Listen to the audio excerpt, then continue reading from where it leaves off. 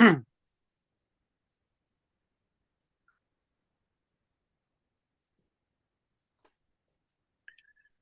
Krishna, dear devotees. Welcome to the Srimad Bhagavatam call.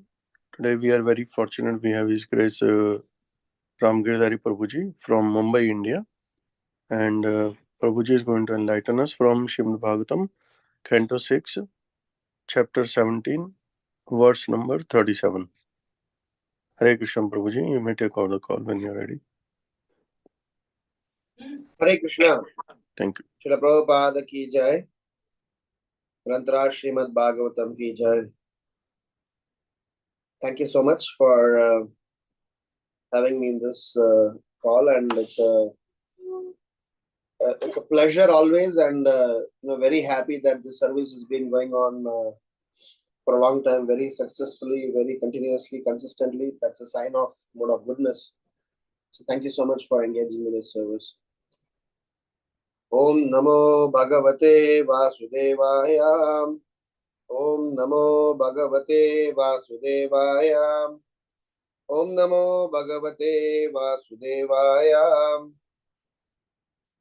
Narayanam Namaskrityam Naram Chaiva Narottamam Devim Saraswatim Vyasam Tato Jayamudiraye Nashtaprayeshu Abhadreshu Nityam Bhagavata Sevaya Bhagavati Uttama Shloke Bhaktir Bhavati Naishtiki. So reading from Canto 6, Chapter 17, the chapter titled King Chitraketu. Sorry. Chapter 17 is Mother Parvati curses Chitraketu. Text number 37. We are on the fag end of this chapter.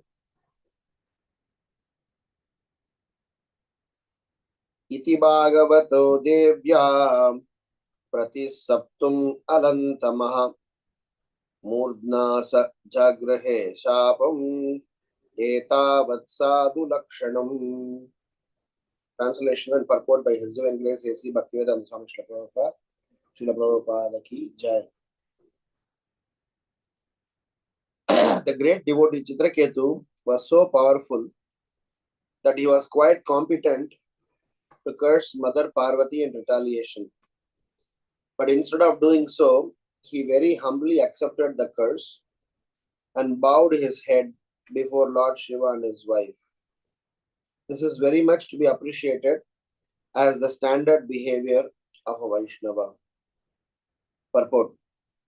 Upon being informed by Lord Shiva, Mother Parvati could understand that she was wrong in cursing Chitraketu. King Chitraketu was so exalted in his character that in spite of being wrongly cursed by Parvati, he immediately descended from his airplane and bowed his head before the mother, accepting her curse. This has already been explained. Narayana para sarvena kutaschana bibhyati. Chitraketu very sportingly felt that since mother wanted to curse him, he could accept this curse just to please her. This is called Sadhu Lakshanam, the characteristics of a sadhu or a devotee. As explained by Sri Chaitanya Mahaprabhu, Chanatapi Sunichena, Tarorapi Sahishnuna. A devotee should always be very humble and meek and should offer all respect to others, especially to superiors. Being protected by the Supreme Personality of Godhead, a devotee is always powerful, but a devotee does not wish to show his power unnecessarily. However, when a less intelligent person has some power, he wants to use it for sense gratification. This is not the behavior of a devotee. Om Ajnana Timirandasya Jnananjana Shalakayam Chakshurun Militam Yenam Tasmai Shri Gurave Namaham Namam Vishnu Padayam Krishna Preshtaya Bhutale Srimate Bhakti Vedantam Swamin Niti Namine Namaste Saraswati Deve Gauravani Pracharine Nirvishesha Sunyavadi Paschatya Deshatarine Jai Sri Krishna Chaitanya Prabhu Nityananda Shri Advaita Gadadhar Srivasadi Gaura Bhakta Vrindam Hare Krishna Krishna Krishna Hare Hare Hare Rama Rama Rama Hare Hare Iti Bhagavato Devya Pratishaptum Malantamaha Murdna Jagrihe Shapam Etavat Sadhu Lakshanam. The great devotee Chitraketu was so powerful that he was quite competent to curse Mother Parvati in retaliation. But instead of doing so, he very humbly accepted the curse and bowed his head before Lord Shiva and his wife.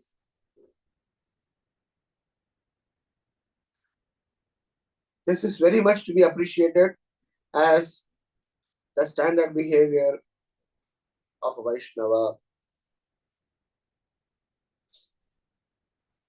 So it is a very interesting part of Chitraketu's pastime. The very reason how Chitraketu became Vritrasura is explained in this part. The more we talk about Vaishnavas and their behavior, the more it is actually confusing for a normal man.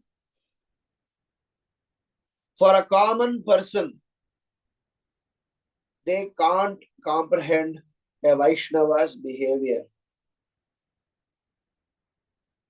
It is highly confusing because the basis on which men in this materialistic world behave and deal and take decisions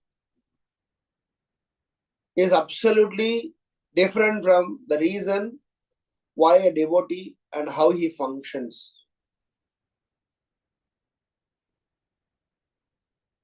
It is explained that as it is difficult to understand Krishna by one's intelligence, similarly, it is equally difficult to understand a pure devotee's behavior by one's materialistic intelligence. Krishna cannot be understood. Krishna has to reveal himself. Ananta Sesha is regularly serving the Lord. He is telling that using all the vision that I have, 24/7, if I am even witnessing the Lord's activities, I am still confused. I still have not understood even a portion of His wonderful transcendental nature. So a Vaishnava who is a dearest devotee of the Lord, his activities, his conduct is also very unique. The reason being they are unique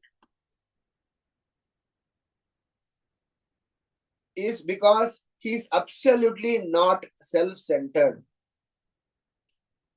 Any person who is not self-centered, any person whose heart is occupied with the love for the Supreme Lord,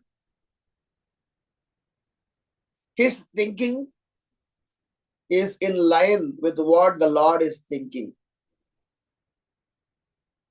Whatever way the Lord thinks for his dear devotees, for his dear children, for his dear, created beings,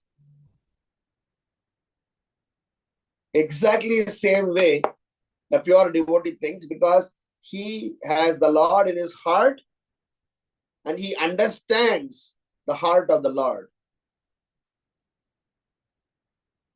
That is why anything the Lord wished to do over and beyond what he is doing for us, he uses his dear devotees. Brahmanosya mukamasit bahura janyakritaha. So the behavior of Chitraketu can be mocked by the so-called materialistic men, saying that a person with such a power, a person who has just met Lord Sankarshana, the person who has been blessed, as explained here, has got the power to even curse the greatest of the greatest, Lord Shiva's wife Parvati. Chitraketu did not do that. The more I think about this particular context, so many examples, so many references, so many wonderful anecdotes are,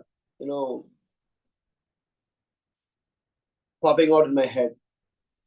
So within the next half an hour, 40 minutes, let's churn whatever best that we could. So my very first reflection in this current context is, every sincere practicing sadhaka who wants to progress in Krishna consciousness should try to surrender to a self-realized devotee and try to see him through his ears and not to judge, not to evaluate by any of the external quotient. Nectar of Instruction, Shloka number 5 and Shloka number 6. Both of them are very important verses explaining about associating with Vaishnavas, different types of Vaishnavas, and a vision towards a Vaishnava.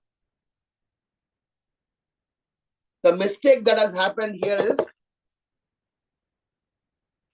Parvati just thought, maybe she's just playing the role to, create this pastime. I'm sure she's a self-realized soul herself. But sometimes self-realized souls put themselves through certain pastimes to help all of us Baddha Jivas to learn some significant lessons. So, Parvati's cursing Chitraketu was very unfortunate. It shouldn't have happened. Lord Shiva is explaining, hey, what have you done?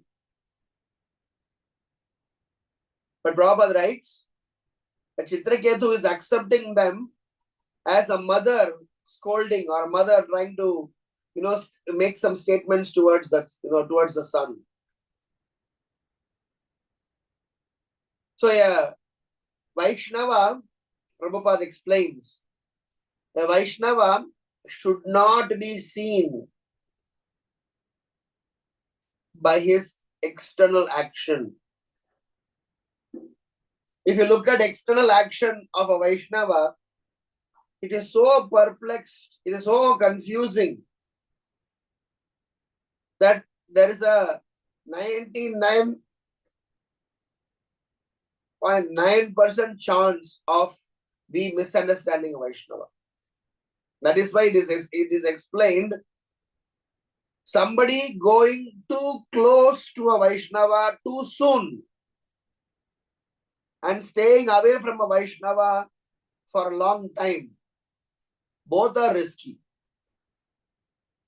One should learn to develop a loving relationship, systematically develop a loving relationship by surrendering to the lotus feet of the Vaishnava and performing menial service and develop relationship and go gradually in the relationship and go closer. Otherwise, we may land up in misunderstanding. So in our devotional journey, the very first lesson in this current context, we need to understand is that in our devotional journey, we better learn to recognize a Vaishnava by hearing from him rather than seeing him. Because when you see him, you look at things in a very gross manner. Already our heart is completely polluted. But when you hear from him, there's a very high chance you will be able to understand him better. This is both ways. It is beneficial to recognize a pretender and to recognize a self-realized soul. Both ways, if you hear from them, you will be able to very easily understand who is a pretender, who is a self-realized soul.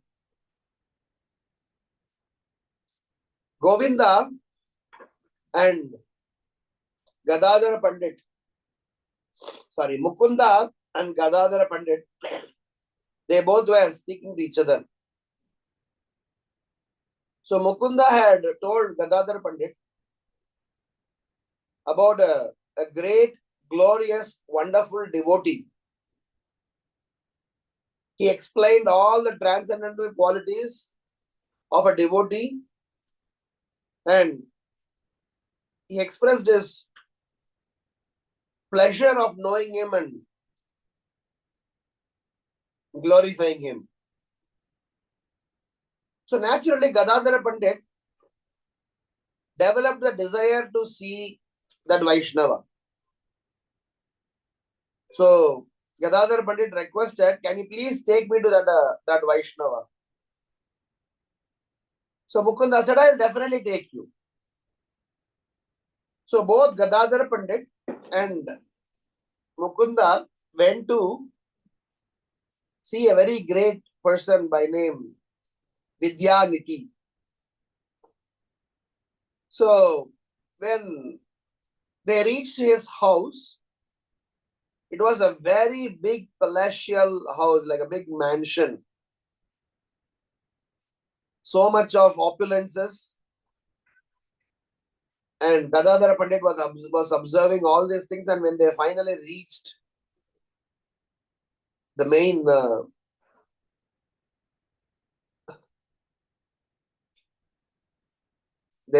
hall where Vidyanidhi was sitting.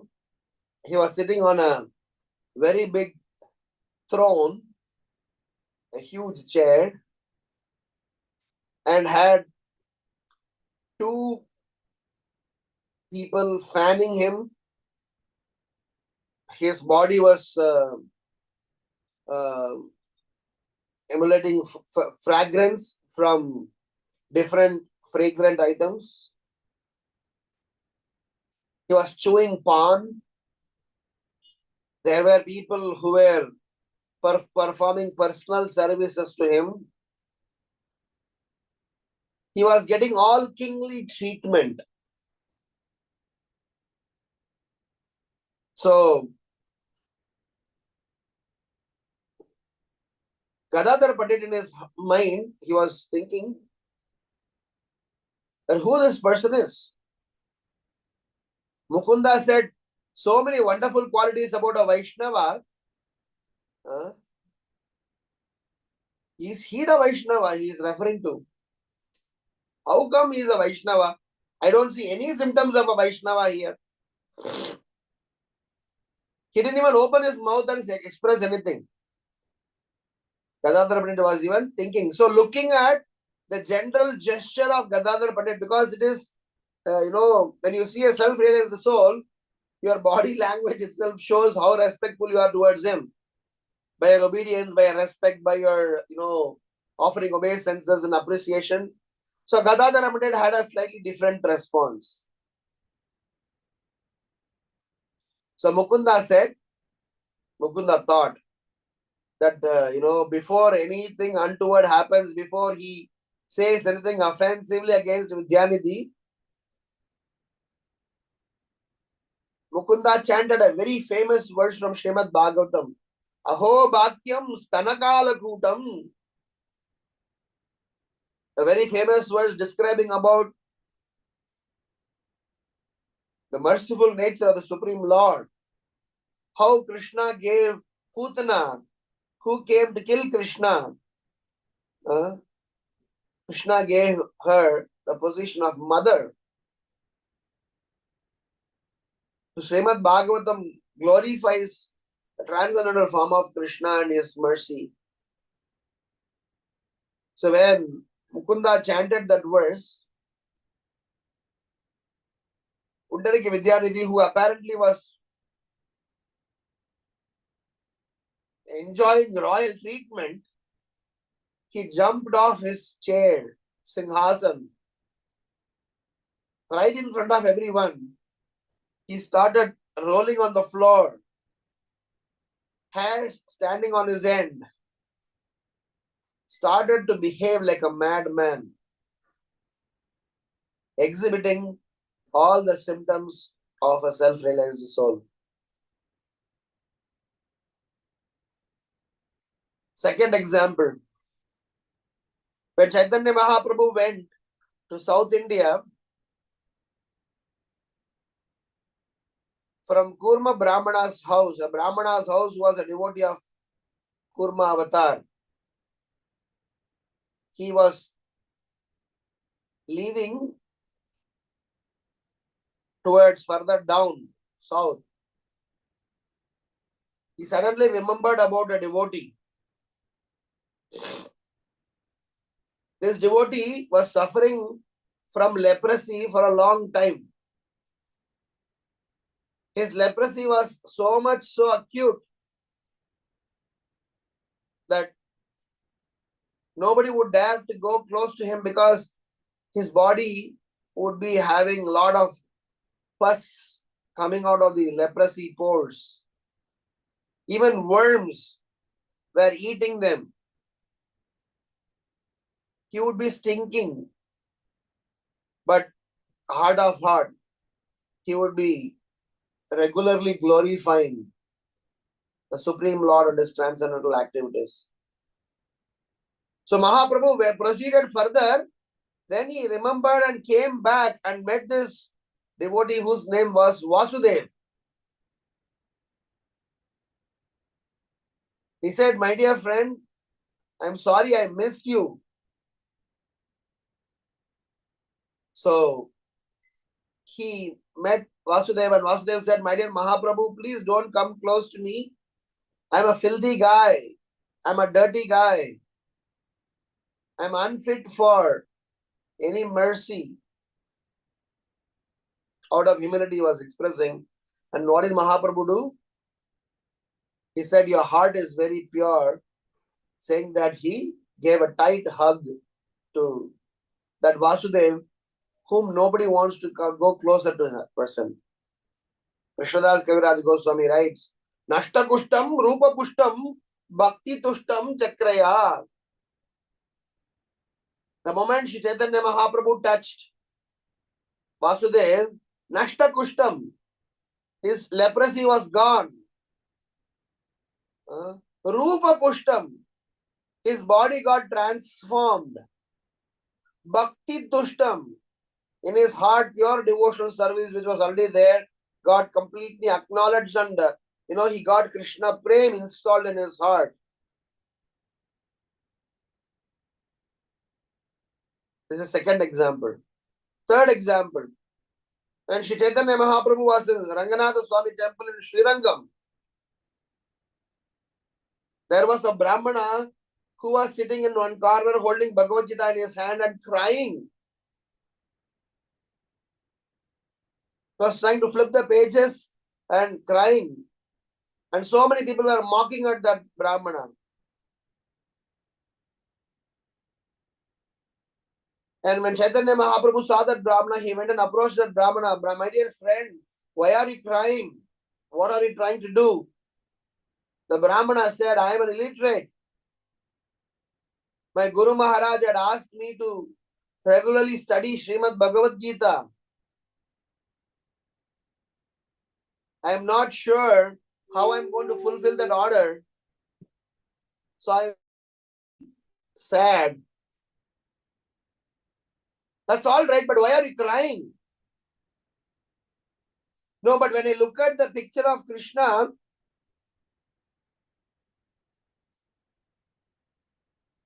driving chariot for Arjuna, my heart is very much overwhelmed. Every time Krishna says he is Bhakta Vatsala, the Supreme Personality of Godhead is driving chariot for his own dear devotees. The moment I think about it, I feel very emotional. Chaitanya Mahaprabhu gave him a tight hug and said, you have really understood the purport of Bhagavad Gita nicely. Parikshit Maharaj, example 4.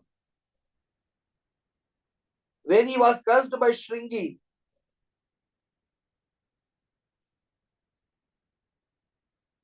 Shringi's father, realizing the mistake of Shringi, came and asked for forgiveness. And he said, what have you done? Do you know who that is? So Parikshit Maharaj said, please don't scold that boy. I see this as the will of providence. I see this as the Lord's arrangement. So I will accept this punishment and try to utilize the time left for me in the most productive manner. Example 5.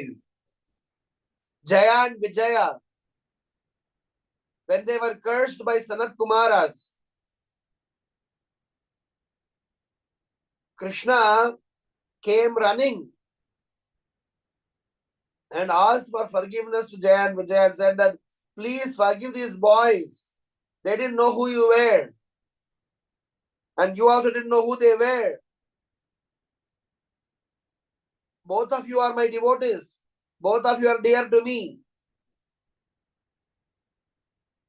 Now that the curse have been given, what can be done? Jaya and Vijaya said, we will try to, do whatever you wish to do. The Lord gave him option. 3 lifetimes as my demons and try to, give me pleasure by being my opponent. Because to become a demon being against Krishna in a Leela and to always receive negative opinion about such demons, obviously because of their act, is the greatest sacrifice. Jaya and Vijaya were great devotees, but they accepted the role of Hiranyakashipu, Hiranyaksha, Kamsa and Ravana and Dandavakra, Kamsa and Shishupala. They knew that they were going to act against the Lord, but it was Lord's plan also to choose one of their dear devotees to be his opponent to fight, to enhance more and more Leela, to perform more and more pastimes.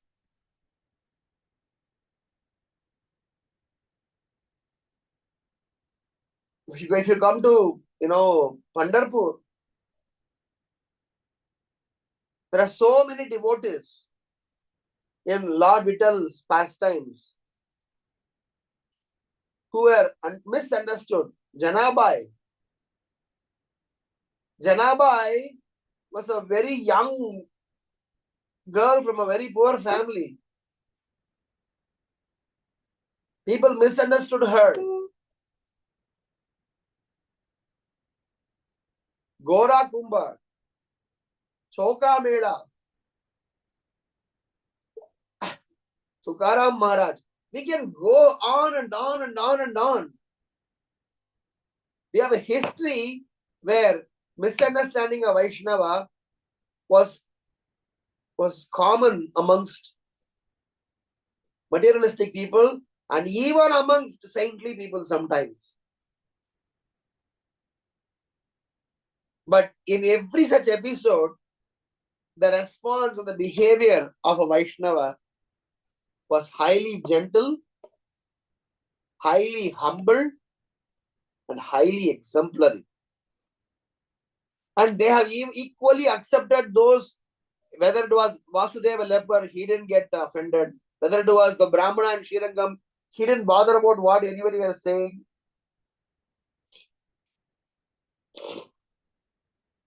So it is so wonderful. So Vaishnava is not supposed to be, graded, evaluated by how they look, what gender, what caste, what creed, what color, what race, what education, what past.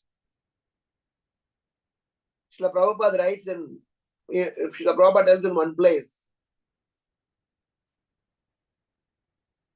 Jayadvaita Maharaj writes, Back to God magazine. I read it, maybe 15, 20 years before. Jayadvaita Maharaj quotes Prabhupada's statement. He says, even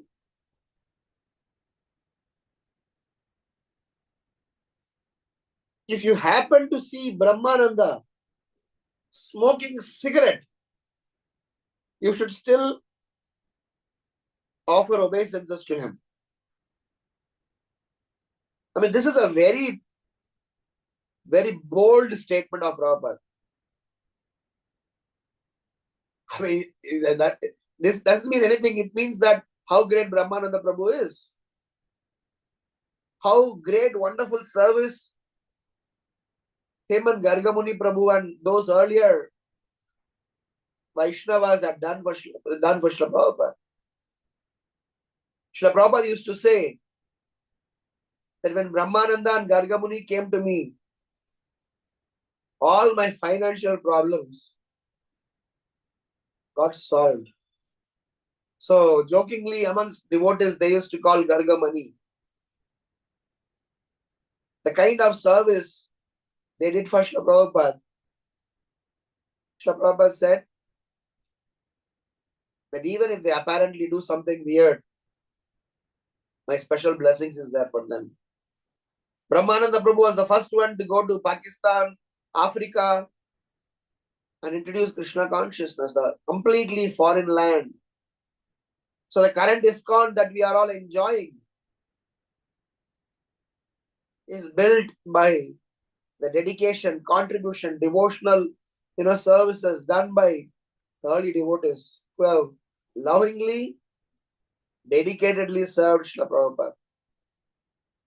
So my first reflection I wanted to list saying that in our lives, first of all, never try to judge anyone. It's none of our business. Bhakti Siddhanta Saraswati Maharaj says, if you want to judge anyone, please stand in front of the mirror and judge yourself. So from that perspective, never judge anyone. And even if you have to pass some comments or make some choices or perform your service, especially when it comes to Vaishnavas, please don't judge them by any of their external quotient. Neither the dress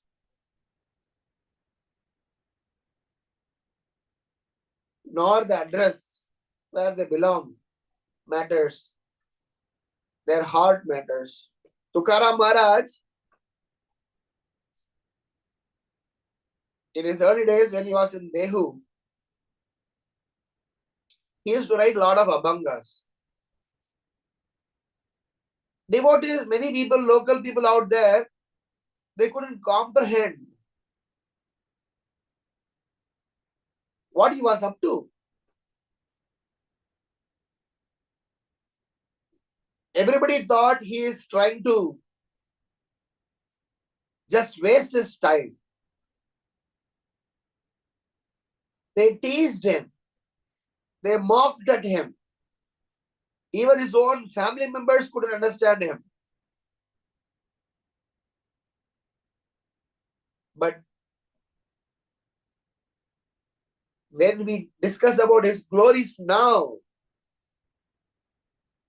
his activities now, we understand how great personality he was. To the extent, in his own living body, he went back home, back to God. Krishna brought his Vimana, Garuda Vimana, personally came down and took him to Vaikuntha. So, to conclude my first reflection, I want to say that Vaishnavas are very special, very unique, and they are not supposed to be, judged by their dress or address or anything external.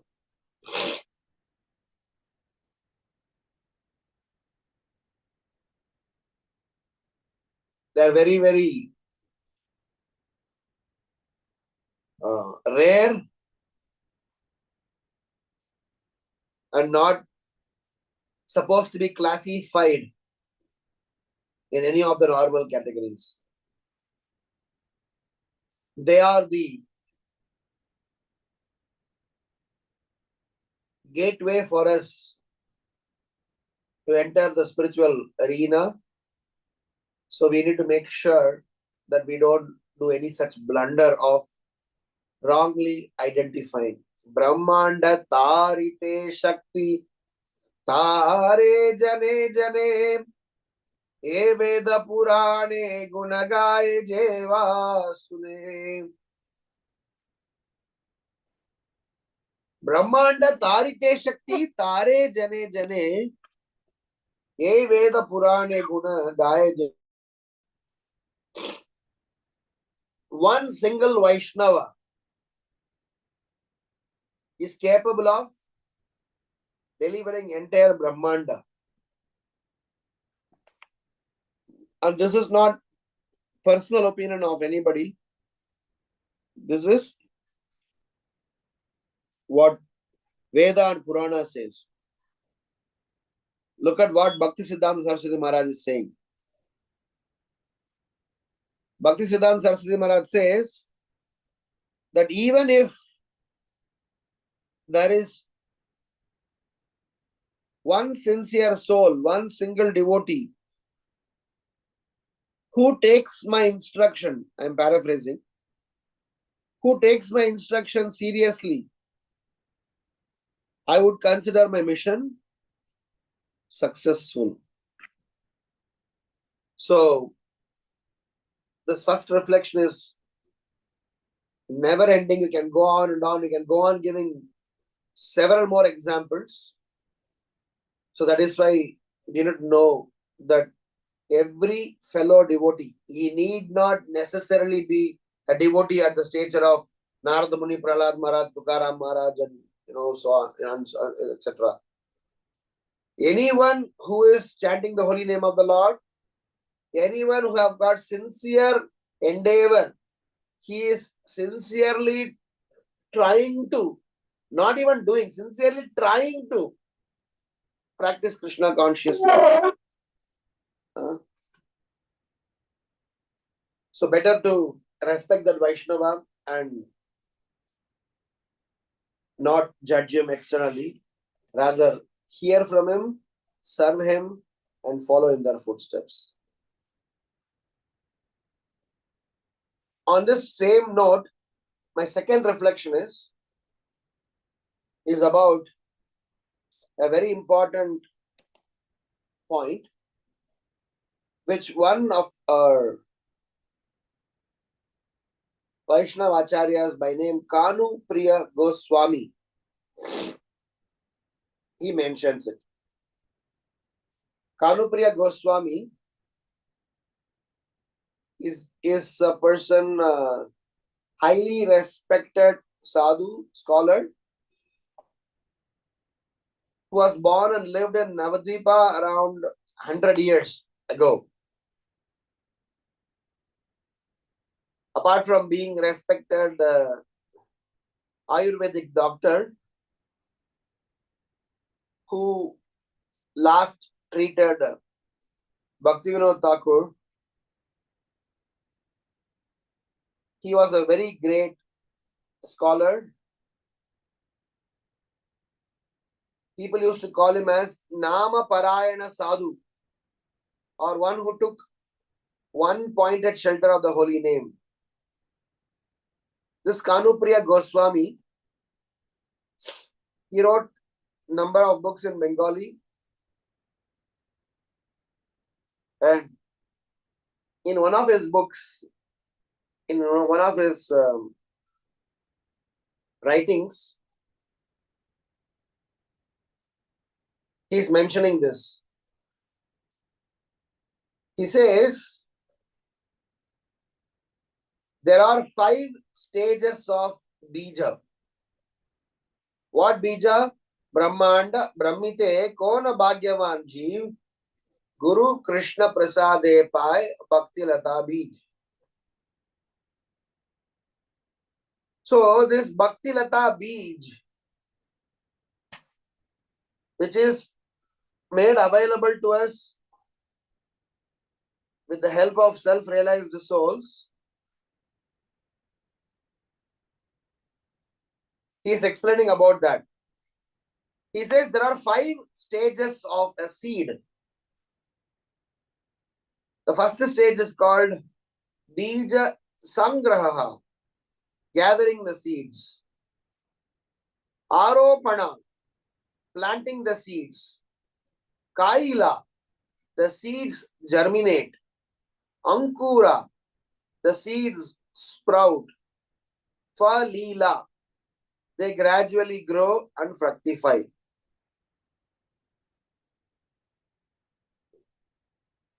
He's saying many times a seed will stay unnoticed in the ground for a long time, sometimes for many years, seemingly not doing anything.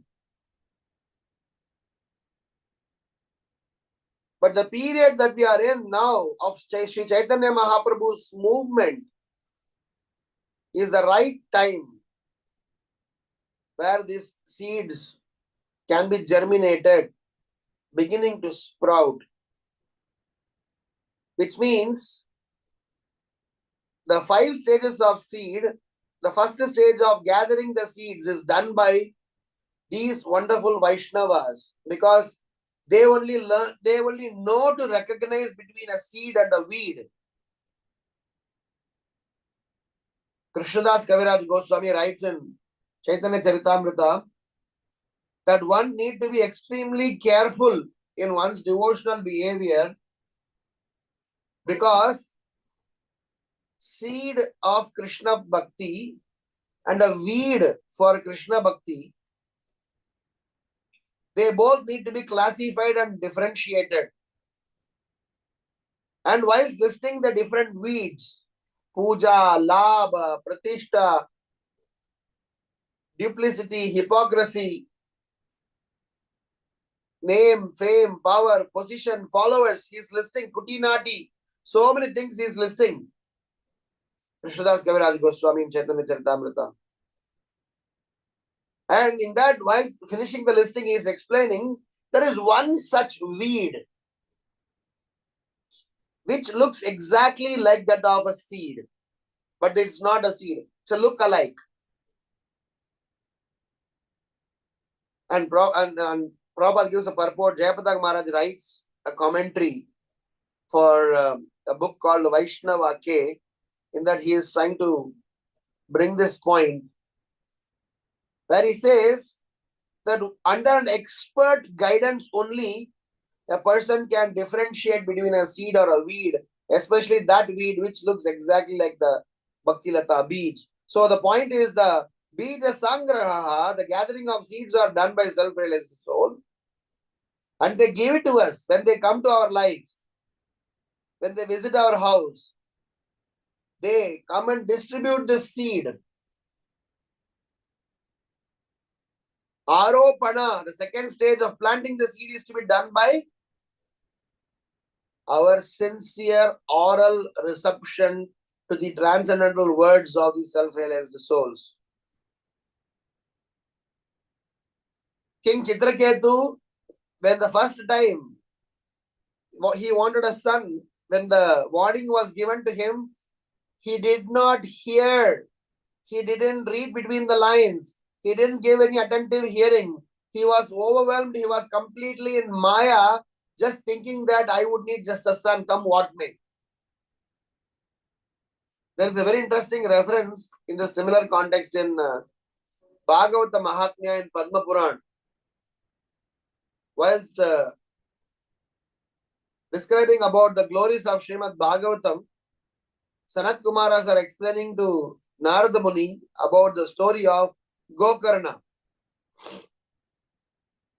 To cut the long story short, Gokarna, who became a very nice, wonderful devotee, he had a brother by name Dundukari.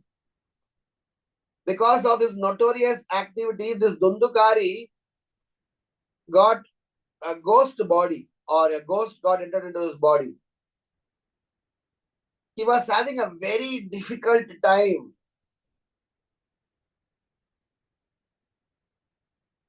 So finally Dundukari came to Gokarna's lotus feet and begged for forgiveness and asked him to help. So Gokarna called the entire village and also called Dundukari, who was in the ghost form. He asked him to stay within a bamboo stick with 7 knots. And he said, I will recite Srimad Bhagavatam. If you attentively hear Srimad Bhagavatam for 7 days, you will be liberated. So 7 days, Gokarna chanted Srimad Bhagavatam. That's where the tradition of Bhagavata Saptaha started. On the 7th day, in fact, every one day at the end of the day, one knot in that bamboo stick got, it got opened up. On the 7th day, right in front of everyone's eyes, Dundukari took a transcendental form and got relieved of his ghost attack or ghost body and eventually got liberated. The interesting part is after that, all the assembled members, they asked Gokarna, saying that, my dear friend, along with your Dundukari, we also heard Srimad Bhagavatam for 7 days. Why did we not get the same result as Dundukari? Gokarna said, because Dundukari understood the desperate state of his existence.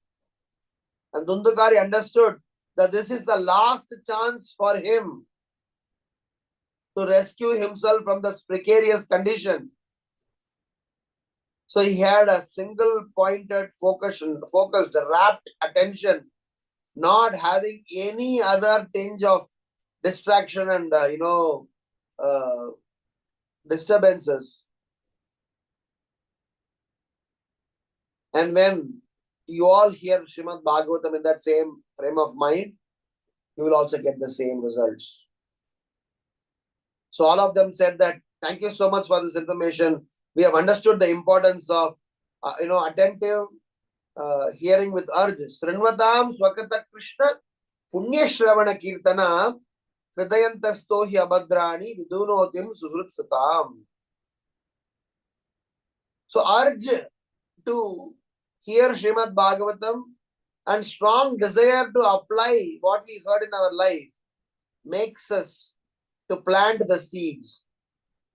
So technically Gokarna had to once again recite Srimad Bhagavatam for 7 days, wherein all of them, they had a rapt attention as expected, and they also got liberated. So Sanat Kumara is explaining this to Narada Muni and telling about the glories of Srimad Bhagavatam. So my second reflection here is, that these 5 seeds of Krishna Prem, starting from gathering the seeds, we are dependent on these Vaishnavas. Vaishnavas gather the seeds. Vaishnavas come and deliver the seeds, and with their help we can plant. And what is planting? Our desire to hear and apply what we hear. And that's when the third stage happens, which is the stage of germination. And the germination happens when we continue to remind Trinadapi Suni Chena Tarorapi Sagishnuna, as Prabhupada writes in this purport. If you all had read Brihad Bhagavatamrita, the part 1 of Brihad Bhagavatamrita, where Narada Muni was traveling from the Sashwamedha Ghat in Prayag to all the way to Dwaraka, he met several wonderful Vaishnavas, and how each and every one of them, they were exhibiting 2 most important qualities. One as a humble devotee, highlighting how they are not great and how, according to them, other Vaishnavas are great. So, the idea is that this germination happens when we are sincerely applying under the direction of these self-realized souls. Then, as Kanupriya Goswami writes, he says, this is the right time when Mahaprabhu's Sankirtan mission is spreading. So he further writes, if one judges it through a social lens of external manifest symptoms that most put faith in, it would seem extremely unlikely for such prema to appear today in anything other than amongst a very few rare fortunate souls. So, the science here is Krishna Prema is rare. Krishna Prema is available in Vaishnava's heart. And please don't expect any external symptoms on a Krishna Prem.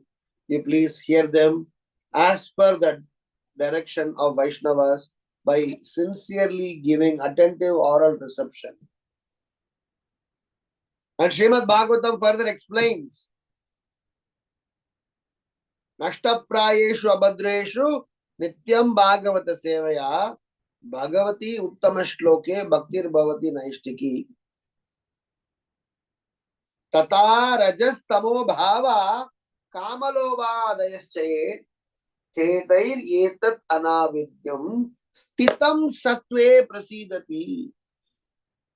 So if somebody hears this Bhagavatam on a daily basis, then Kama, Lobha, Dayaschache, lust, greed, anger in their heart gets completely uprooted and cleansed, and they get situated in Stitam Sattve, firmly fixed mode of goodness in their life, and they get opportunity to serve the Supreme Personality of Godhead. So the conclusion of how are we reciprocating to a Vaishnava in our lives comes from one simple criteria, that we will be given service and we will be executing a service under their order, and that means we are blessed. If Krishna has recognized your devotion, how he recognizes our devotion? When we get services. When we chant the holy name of the Lord, we are asking for services. So when we get services, how the service is given? A Vaishnava visit your house and gives you service opportunity.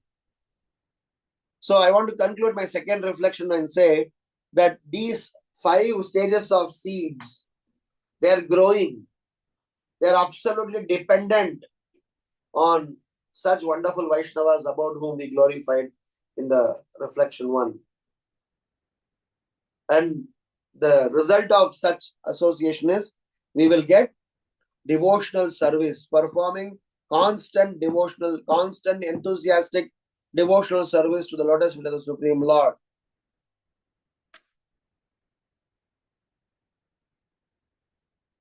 And that is why when anytime a Vaishnava visits your house, consider that as Krishna's acknowledgement. In other words, please be eager to receive host Vaishnavas in your house. Their physical presence is going to change your course of life. Shuddha Bhakata Charanarenu Bhajanahanu Kula Bhakata Seva Paramasiddhi Prema Latikaramula. When they visit your house, when they are dust of their lotus feet,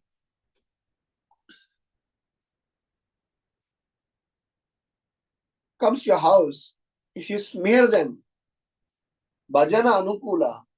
What is Bhajana Anukula means? You will get service, which is our constitutional nature. So this is my second reflection.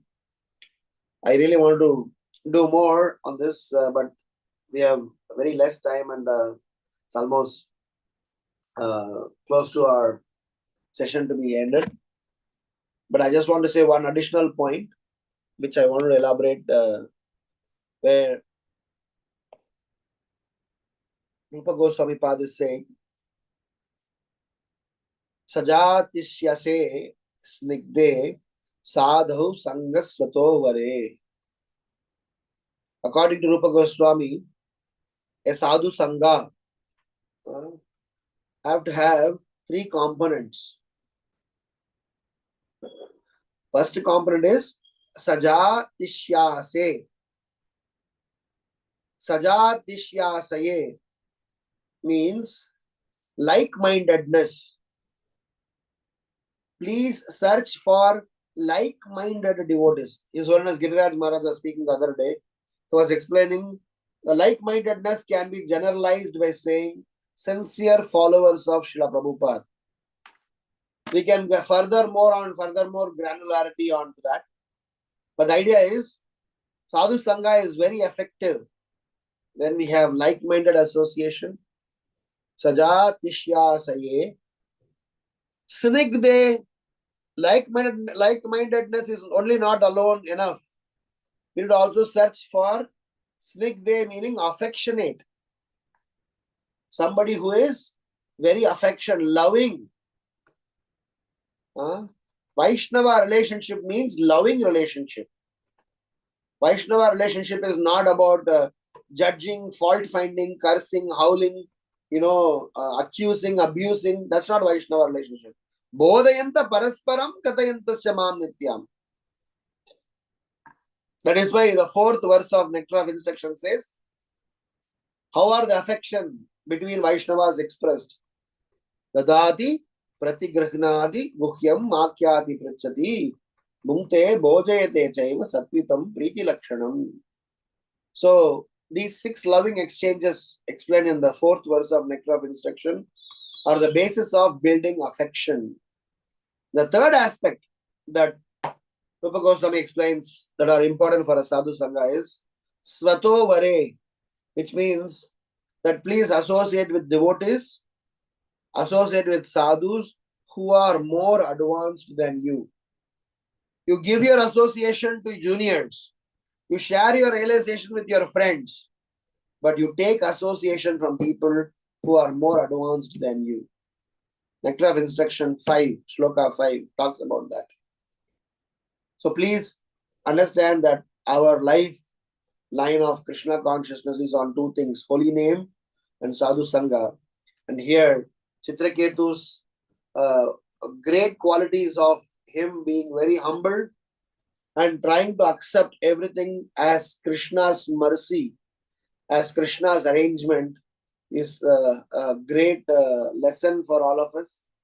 As I said, you can go on and on and on and on and churn on this topic forever. But I'll stop here, glorifying that Srila Prabhupada has given us some opportunity wherein we are able to discuss about Vaishnavas.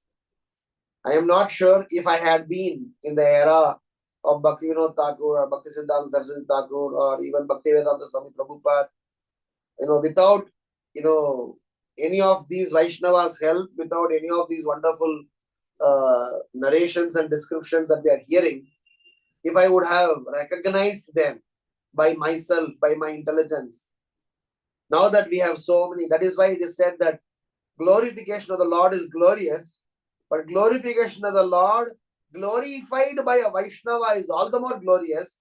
Glorification of the Lord glorified by a Vaishnava, which in turn is glorified by another Vaishnava, makes it, superlative, because everyone adds their own emotions and their love for the Supreme Lord. So glorification of the Vaishnava, as you see it, as you see them, is great. But as it has happened, narrated by someone who heard it and narrating it to us, and we discussing it as, make it, very, very wonderful. So thank you so much to have given me this opportunity to glorify some Vaishnavas. And I'm sure this topic, will be continued by other expert speakers in the future sessions. Grantraj Srimad Bhagavatam ki jai, Srila Prabhupada ki jai, Nitai Gaurav Premanande, Hari Hari Bol. Any questions or comments or reflections? I'll be happy to respond. Hare Krishna Prabhuji, Dhanavad Pranam. Thank you so much for this nectarian class. And you mentioned about Santa Janabai and Santa Tukaram and also about Gokarna. So we heard after a long time these pastimes. So thank you so much, Prabhuji. Hare Krishna. And you did only one verse, right, Prabhuji?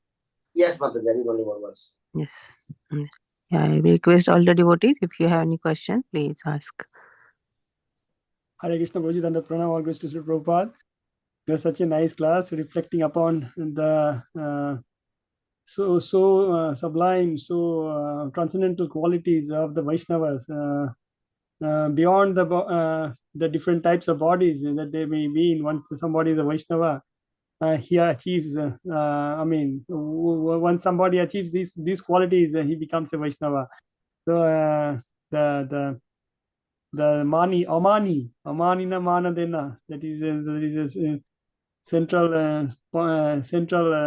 aspect of a Vaishnava, the humility and giving respect to others, humility for oneself and giving respect to others. And Krishna also stresses nirmana moha jita, sorry, that one, amanittam adam dhittam ahimsa santiman. So these qualities make the Vaishnavas dear to Krishna. And it's so nice to look at this case with so many examples from the scriptures, and there's so much value. So it was so nice to hear Prabhuji. And thank you for your kind association and nectarian class. Hare Krishna. Hare Krishna. All glory to Prabhupada.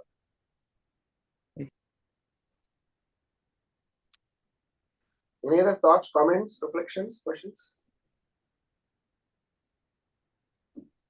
Hare Krishna Prabhuji, Vandanat Pranam to you, Shri Prabhupada ki jai, Guru Maharaj ki jai.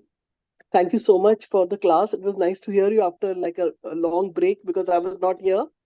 I was in India and it was hard for me to join there because I was in a Delhi program, in the morning, and evenings was hard for me, but I have to catch up with my reading. So Prabhuji, in this verse you covered today, 37, although I missed so much, there's not a link, but forgive me if my question is not up to the mark, but it says, however, when a less intelligent person has some power, he wants to use it for sense gratification. So are they referring here to Lord Shiva's wife, Parvati? Well, the idea was that Prabhupada is generally explaining the scenario of when people are in power and they tend to misuse them. Here, Parvati did not had a wrong intention, but she had a misunderstanding, which eventually Lord Shiva clarifies, and she was ready to ask for forgiveness. So, but that very act of mistaking Chitraketu is considered not very good, because whether it was Parvati, or whether it was anybody in the in the world, the act of misunderstanding Vaishnava is very grave, and it's not appreciated. So we didn't understand when Daksha disrespected Lord Shiva. The fourth canto of Srimad Bhagavatam, there are 3-4 chapters which discusses about Daksha's arrogance, and how Lord Shiva is a great devotee, and the whole context. So Prabhupada's point here is that when we are, sometimes what happens that we are economically, well, we are socially highly positioned. Sometimes we may tend to treat some humble devotees in a very disrespectful manner. So for us also, we classify devotees based on social statuses. We sometimes identify devotees based on their clout they belong to. So this is a warning that none of these criteria are going to be considered by the Supreme Lord. Supreme Lord only going to consider a Vaishnava's heart, and whoever learn to see them, they are very rich people. Whoever doesn't see them, how much ever great position they may be in, their action has to be condemned. So Lord Shiva fixes these, corrects Parvati, and Parvati, repents. So which is a good gesture after making a mistake. But then, as I said, as a part of the Leela should go on, because without Vritrasura's pastime, Srimad Bhagavatam is incomplete, because Vritrasura's pastime teaches us so many lessons for practicing devotees. So to facilitate that, maybe Parvati was chosen candidate to behave in a misunderstood candidate, a misunderstood person. Otherwise, Prabhupada's comment was targeting towards everyone who is in the power, and who should act very carefully, not to be thinking from one's brain, learn to think from one's heart, which means to see what is there in somebody's heart, and then conclude. Make sense? Yes, Prabhuji, and just to give a so I'm in tuned with the study going on here. What exactly was if you can briefly tell, I don't know whether you were giving the class before, what was it that made her curse? What was the event? What was the thing that she had to curse Chitraketu? No, because Chitraketu, Parvati and Lord Shiva were having their personal time, and Chitraketu, was going to a spiritual abode, and he saw Parvati and Shiva, traveling, and he kind of smiled at them, or he was kind of laughing, but he was not laughing at them. He was on his own transcendental self, but which Parvati took it offensively. And if you read a few verses, 4 or 5 verses before, why Parvati cursed. It was Chitraketu was thinking and looking at something else, and Parvati was thinking and looking at something else, and they all misconcluded, wrongly thought that he is insulting her, and that's why she cursed him.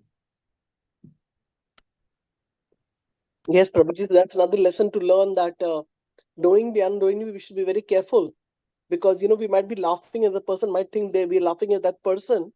So behavior has to be very, very good, and like representing Srila Prabhupada's movement, we have to be very careful, right, Prabhuji? Yes, there are so many pastimes. Rupa Goswami pastime was there, where Rupa Goswami once was sitting in his samadhi, and he was already participating in Radha and Krishna's pastimes, and he was witnessing the pastime, and he was laughing and smiling about the pastime. But as he was seeing the pastime, closing his eyes, there was a devotee, Vaishnava, old man, who had a neurological disorder called idiosyncrasy. So when he was crossing Rupa Goswami, he saw Rupa Goswami laughing. So that Vaishnava misunderstood that Rupa Goswami was laughing at him, even though Rupa Goswami was not laughing at him. So just because that Vaishnava, Vaishnava got hurt, so the Rupa Goswami samadhi got broken. I mean, this is a height of Vaishnava dealings, but this is something that we need not try to become very finicky about it. But the idea is that Rupa Goswami's samadhi could be broken even for an inadvertent act. So Vaishnavas, dealings with Vaishnavas are something very important. Prabhuji, I have one question regarding this. So it said that Vaishnavera Kriya Mudra Vijnana Bujhay. So it's difficult to understand the Vaishnava's Kriya and Mudra even by learned person. So how to identify, like you are saying that, I mean, how to identify the elevated Vaishnava? So there are two easiest solution. Number one is that when all Vaishnavas, if several Vaishnavas recognizes somebody, that itself is a good endorsement, saying that sadhus, when they, like for example, when the Naimisharanya, all the sages assembled, they nominated Saunaka Rishi.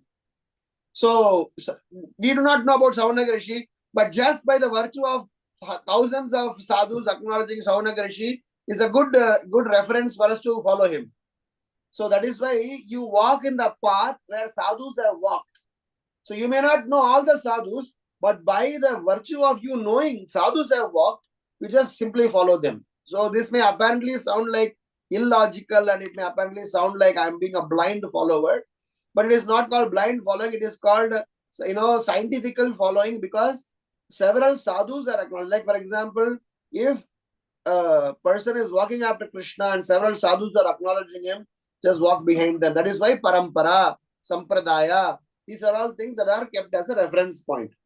And the second thing, as I was mentioning in the class, Prabhupada mentions that if you have a sincere endeavor to practice Krishna Katha, Krishna consciousness, follow Krishna consciousness, with that sincerity, if you hear a bona fide devotee, just when you hear him, because since we have a spark of Krishna Prem within our heart, when you hear the real spiritual message, and when you try to apply them in your life, you will see the transformation happening.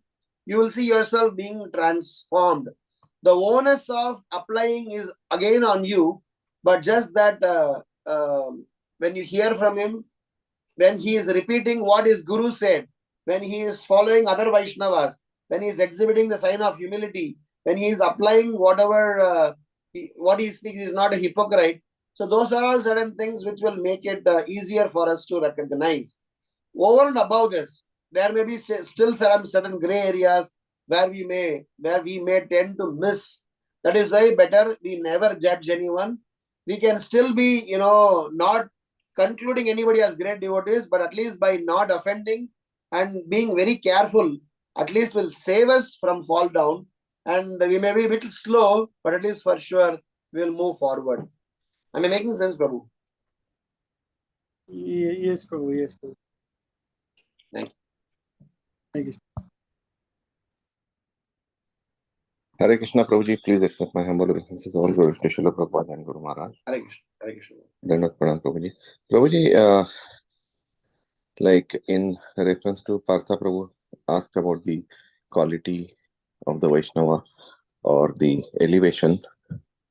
So you mentioned, I was unable to catch up on that. You mentioned about Brahma, something, even if he is smoking, we should not do any offense, or we should respect the... I was telling Prabhupada's statement to his disciples. Prabhupada had a disciple by name Brahmananda Prabhu. He was Brahmananda Prabhu and Gargamuni Prabhu are the grandsons of General Electric family. The what GE businesses that we see. So they belong to that family. They came to Prabhupada and they have done a lot of services to Srila Prabhupada. They were one of the earlier disciples of Srila Prabhupada. So Srila Prabhupada, they had done a lot of the first Macmillan book, Macmillan edition of Bhagavad Gita was printed with the help of $5,000 donated by Brahmananda Prabhu. Then Gargamuni Prabhu brought 7 Mercedes cars for Prabhupada for his preaching mission from all the way from Germany. He drove it in India to offer it to Srila Prabhupada. So many services. Brahmananda Prabhu went and preached in Pakistan, preached in Africa, did so many things. We can go on and on. But Prabhupada, after all these things, he made a comment saying that these guys have done so much of service to me. Apparently, even if they happen to, do something wrong, you should still respect them because they have been properly, situated. Maybe that is why Bhagavad Gita says, apichetsu duracharo bhajate mam ananyabhat. So, apichetsu suduracharo. Sudura, durachara means even somebody has apparently made some mistakes.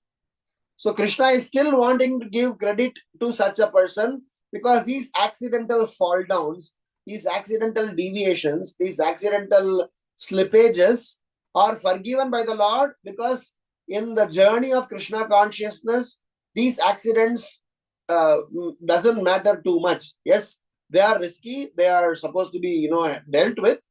But we need to make sure that the position and power of a Vaishnava supersedes these accidents. So I was giving this example where Prabhupada said, even if Brahmananda happened to smoke a cigarette, you may still have to offer obeisances and thank him for the services that he did for this sampradaya. So the idea here is that a Vaishnava should not be, like the typical modern world's scenario is every mistake of a person is highlighted and greatness is never clarified or never appreciated. In case of Vaishnavas, every wonderful qualities and contributions are supposed to be appreciated and certain mistakes are supposed to be, I wouldn't say overlooked. They are supposed to be seen from a perspective that they are bound to happen in this material world because they are part of this material world. The nature of this world is to bring in some challenges. They will be taken care.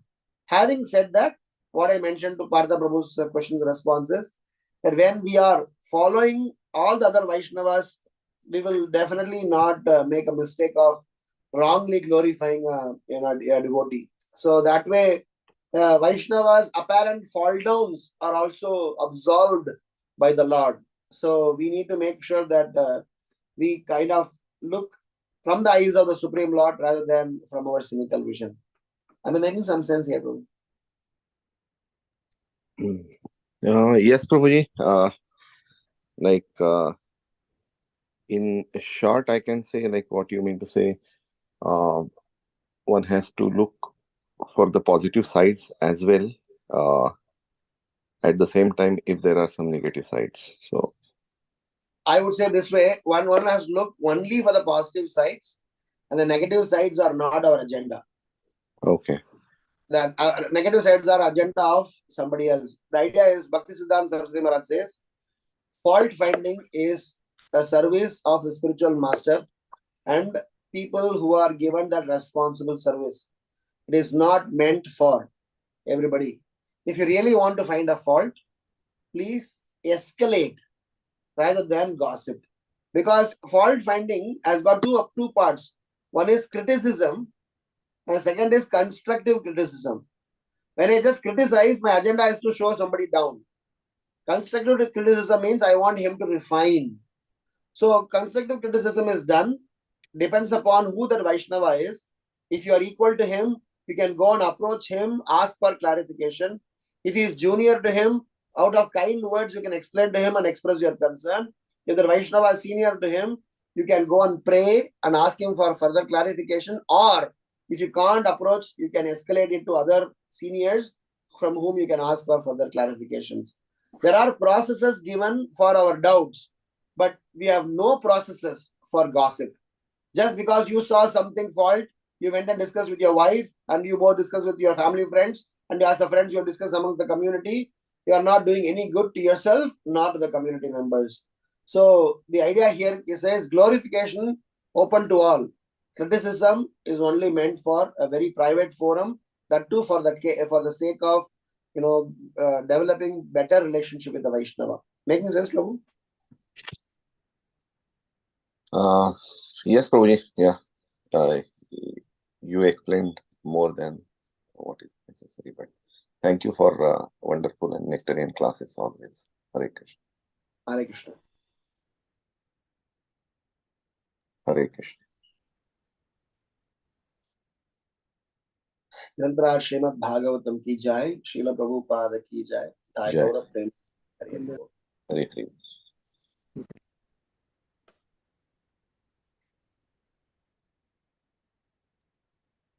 Hare Krishna. Thank you so much, Prabhuji. Vanchakalpatarvyascha kripa sindhuvaeva cha patitanam pavanebhyo vaishnavebhyo namo namaha.